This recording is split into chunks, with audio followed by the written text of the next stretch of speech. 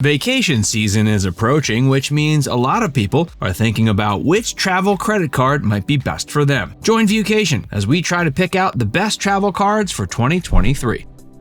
Chase Sapphire Preferred. Some travel credit cards are good for people who want to earn points while they're traveling, while others are better for those who want to earn points while shopping locally. Chase Sapphire Preferred is one that falls in the prior category. This one is aimed more towards the average family than some others though. If you're a family looking to take your once-a-year vacation and you want to earn points while you do it, this is the card for you. With the Chase Sapphire Preferred, you'll earn 3 points for every dollar spent on dining, as well as 2 points for every dollar spent on traveling. For all other purchases, you'll earn 1 point. To get the card, you'll have to pay a $95 annual fee, which is a common amount. This is a popular choice when it comes to travel credit cards, and it's been around for about a decade. You get 60,000 points as a sign-up bonus when you spend $4,000. The dining perks when it comes to the Chase Sapphire Preferred card are numerous. The points you rack up from dining purchases include purchases from food delivery services. Not only that, cardholders will also get a complimentary subscription to DashPass. The points you earn can be redeemed with so many different companies. Chase works with all the top players and more in the travel industry, and you'll have an easy time redeeming the points you earn. Another travel perk you'll receive is free insurance for your rental car.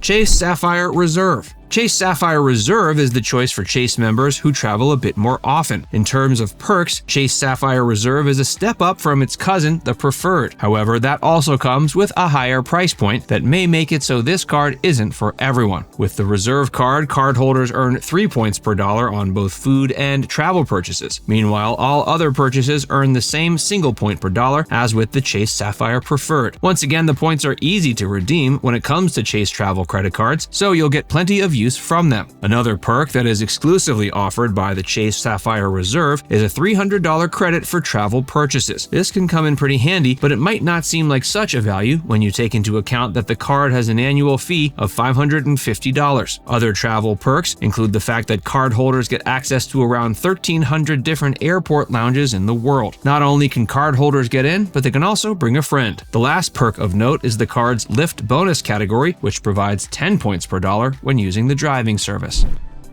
American Express Gold. The American Express Gold is American Express's mid-tier travel credit card, with the step up being the Platinum card. Like Chase Sapphire Preferred, American Express Gold is better for families than it is for those who travel for business. But it has some unique advantages over the Chase Sapphire Preferred that may make it more appealing for certain demographics. The American Express Gold is a good choice for families who want to save up points for a vacation while shopping locally. It offers an impressive number of points not only for dining purchases, but for money spent at the grocery store too. You'll get 4 points per dollar while spending money at the supermarket, but there's a limit. Once you've spent $25,000 at the supermarket, you'll only earn 1 point per dollar. Dining purchases have the same 4 point per dollar earnings, but there's no limit. Once again, you can rack up points by purchasing from delivery services. Another interesting thing are the credits. You get a few different credits with the card, including $10 a month that can be utilized at locations like the Cheesecake Factory and Shake Shack. You also get $10 of Uber credit a month. The American Express Gold offers its best point earning opportunities with food-related purchases, but cardholders can also earn points while traveling. You can earn 3 points per dollar on flights, but only if those flights are booked directly through the airline. If you're a big family with a lot of mouths to feed, the points you build up with this travel credit card can make a huge difference once vacation time comes around. But there's a pretty hefty annual fee. The card costs $250 a year, though there is a sign-up bonus of 60,000 points when you spend $4,000.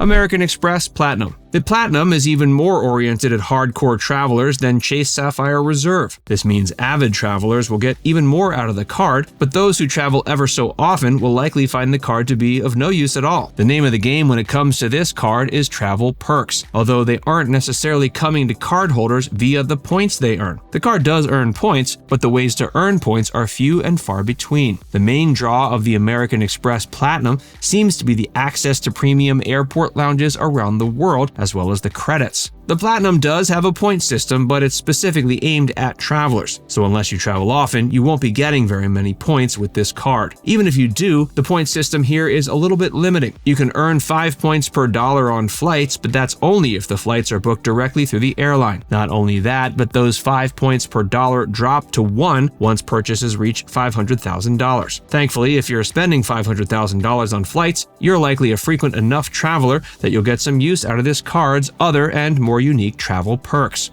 As we mentioned, the main perks are the airport lounge access that you get. It might seem like a joke, but the lounges that cardholders are granted access to are said to be great. And if you travel often, the benefit of having a home away from home between flights could be valuable. As far as the credits go, the Platinum touts some varied offerings. You'll get $200 in both airline credits and Uber credits a year, and you can even use the Uber credits to purchase from Uber Eats. You'll also get some more interesting credits, such as a $100 credit to spend at Saks Fifth Avenue every year. Then there's the $155 credit that cardholders get for a Walmart Plus account. Travelers may be interested in the fact that American Express Platinum provides complimentary Gold Elite status at Hilton and Marriott hotels, as well as Preferred Elite status with the car rental chains Hertz and Avis. There are certainly a lot of great travel perks offered up by this card, and the point system may come in handy if you're an avid traveler and know how to use it. But the annual fee of $695 puts a lot of people off. They have a sign-up bonus with the card offering 80,000 points after you make $6,000 in eligible purchases. Capital One Venture Rewards. Finally, let's look at what many consider the most basic travel card out there. If you're intimidated by the prospect of keeping track of points, then the Capital One Venture Rewards card may be for you. With this travel credit card, your purchases aren't divided up into different categories. Cardholders simply earn 2 miles for every dollar spent in any situation, and those miles equate to 1 cent in travel purchases. You get a sign-up bonus of 75,000 miles once you spend $4,000, which means you'll get $750 to spend on your next vacation. The card is easy to use, but there's a $95 annual fee. Now it's time to hear from you. What travel credit cards do you have? Are you considering any of these? Let us know in the comments section below.